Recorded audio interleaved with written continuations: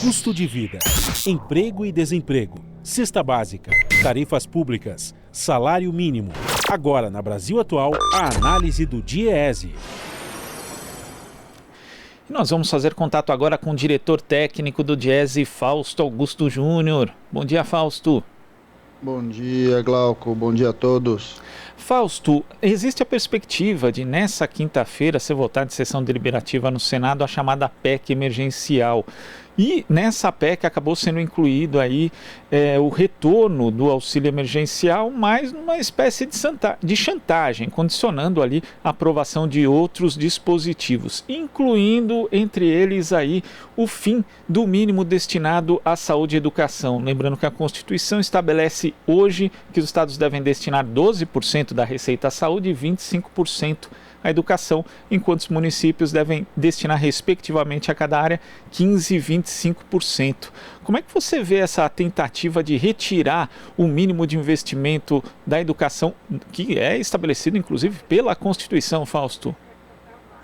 Bem, Glauco, primeiro que não faz nenhum sentido a gente misturar discussões tão diferentes. Acho que a primeira questão é, a discussão do auxílio emergencial, ela é emergencial, né? Ou seja, enquanto houver a pandemia, a economia está com muita dificuldade, as famílias estão sem remuneração, as famílias estão sem renda, e é bastante importante que o Congresso Nacional encontre um caminho para o retorno do auxílio emergencial. Na verdade, o que se teve foi uma irresponsabilidade por parte do governo, que não simplesmente deixou-se levar aí para essa discussão para onde caminhava a pandemia, acreditava que a pandemia ia acabar sozinha, ou pouco está se importando com relação à pandemia propriamente dito, como a gente tem visto, em especial na discussão da vacina, e não fez o debate no final do ano passado, quando o auxílio emergencial estava acabando ali por volta de dezembro. Esse debate já deveria ter sido superado. A gente já devia estar com as parcelas do auxílio emergencial contribuindo aí para o sustento das famílias desde janeiro. Isso não foi dado. E agora o que a gente assiste é um outro absurdo, ou seja, você tenta vincular um benefício que é temporário, um benefício que tem a ver com um problema urgente, com a questão pandêmica, a uma mudança estrutural do ponto de vista do orçamento público, do ponto de vista da gestão fiscal do Estado. Não é possível a gente fazer esse debate dentro do afogadilho que está colocado. É óbvio que não tem como a gente fazer uma discussão séria de saúde e educação no Brasil sem garantir recursos. Essa é uma estratégia que foi utilizada, na verdade, uma política que foi utilizada no Brasil há muito tempo. Só em períodos não democráticos o Brasil não destinou verbas obrigatórias à saúde e educação. E, de alguma forma, o que está em jogo, por exemplo, é a questão do Fundeb. Toda a discussão que nós fizemos ano passado em relação a garantir recursos para a educação tem a ver com a vinculação orçamentária. Na outra ponta, a gente não tem como sustentar o SUS sem garantir que recursos do orçamento estejam aí na saúde pública. Chama a atenção também porque há um debate por parte do relator, no sentido, e do próprio ministro Paulo Guedes, no sentido que estados, municípios e União deveriam ter autonomia dos seus legislativos para definir o orçamento. Agora, vamos lembrar como têm sido as barganhas recentes aí em relação ao orçamento, principalmente a partir das disputas da Câmara e do Senado. Ou seja, não é possível a gente deixar políticas públicas como saúde e educação simplesmente à deriva e a depender aí do jogo político que acontece dentro do Congresso Nacional, e que a gente sabe que muitas vezes está mais influenciado pelo Executivo do que qualquer outra agenda mais propositiva do país. Ou seja, Glauco, assim, não faz o menor sentido. O razoável que a gente espera agora é que, primeiro, a votação de amanhã seja adiada. Eu acho que isso é o mais razoável a se fazer. Há um movimento bastante grande ali das lideranças do Senado e da Câmara para que adie a votação, que a votação passe para a semana que vem, para que de alguma forma a gente tenha espaço para negociar. E, no mínimo, o que nós esperamos é derrubar mais essa tentativa em relação à retirada aí de recursos dos direitos sociais em geral. Existe essa perspectiva mesmo, né, de adiamento da deliberação dessa proposta. Ontem o presidente do Senado, Rodrigo Pacheco, falou que ela teria que ter um acordo de líderes para ser votada amanhã, então o mais provável é que haja um adiamento para a próxima semana. Agora, Fausto, o que é mais impressionante desse tipo de proposta é que a garantia constitucional dos investimentos mínimos em educação e saúde existe justamente porque quando você tem momentos de crise econômica, há uma tendência de certos governantes de cortar justamente nessas áreas. Só que essa não é uma crise econômica só que a gente vive, é uma crise sanitária, que exige investimentos na área de saúde e também na área de educação. É só lembrar a infraestrutura das escolas que precisam de investimento de pessoal, principalmente para garantir as condições para que os alunos possam voltar às aulas com segurança, e o que se propõe parece mais absurdo ainda dentro desse cenário atual, né, Fausto? Sim, o debate sobre vinculação orçamentária nas áreas sociais, em especial saúde e educação, é um debate que pautou, de certo modo, a construção das grandes políticas públicas brasileiras, né? Em especial aí a expansão da educação básica e a criação do Sistema Único de Saúde. Pensar que você vai simplesmente acabar com isso é desmontar uma política de Estado e recolocar novamente a discussão de políticas de governo, ou seja, o governo de plantão, a depender da sua prioridade, vai definir ali para onde vai os recursos públicos. Nós sabemos, de fato, Glauco, que em todos os momentos que você teve flexibilização com relação a gastos com educação ou saúde, o que a gente viu é que, de alguma forma, esses recursos são retirados dessas áreas e são colocados em outras. Outras, inclusive, que muitas vezes não têm muita relação. A disputa pelo orçamento sempre foi uma disputa bastante acirrada, né? Há interesses por trás do orçamento, interesses empresariais, interesses aí vinculados à redução de impostos, a gente tem interesses vinculados a desonerações, a gente tem interesses vinculados a gastos referentes aí ao setor agroexportador. Ou seja, nós temos uma série de disputas que acontecem por dentro do orçamento, e a questão de saúde e educação, de certo modo, ela tem sido blindada dessas discussões por conta das vinculações. Ao mesmo tempo, a gente tem que lembrar que nós não estamos só discutindo o orçamento aqui da União, nós estamos discutindo também os orçamentos de estados e municípios.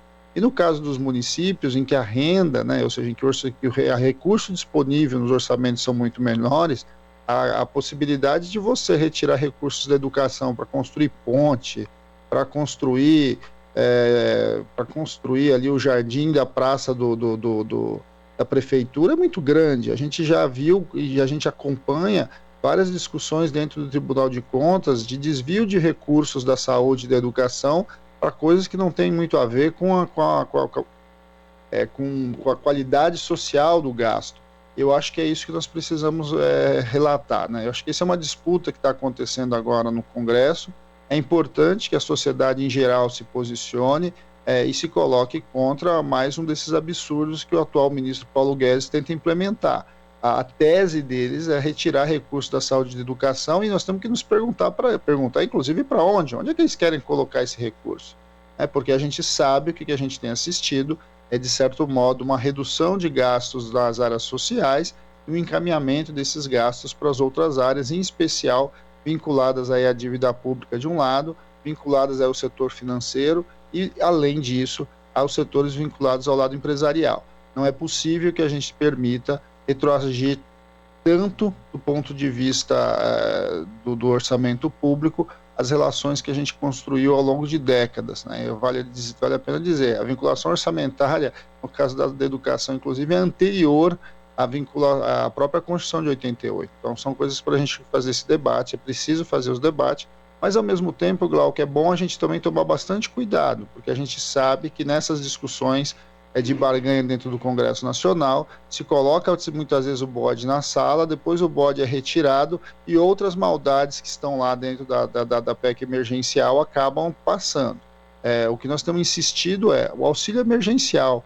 Nós devemos discutir hoje no Congresso Nacional basicamente a viabilização do retorno do auxílio emergencial. Todas as outras discussões estruturais, seja da PEC emergencial, seja da reforma administrativa, da reforma tributária ou qualquer outra mudança constitucional, deveria ser feito com mais tranquilidade ao longo do ano, longe desse afogadilho. Não é possível que a gente aceite chantagens desse tipo que o governo tenta colocar.